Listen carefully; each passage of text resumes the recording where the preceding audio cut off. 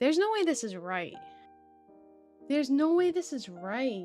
159, 135. I have 3 of these fans. Damn, $50? $460. Oh my god. Dude, no way. It's the pre-owned and it's like $1,000. There's no way this is right. No fucking shot, bro. No shot. No way. It's $419. They say this is a sale from $600 for 32 gigs. You know how much I paid for the RAM for this PC? $82. $88 after tax. In 2024. $88. So now it's $400. Okay, we're gonna add this up. Oh my god. I can't even look at that number.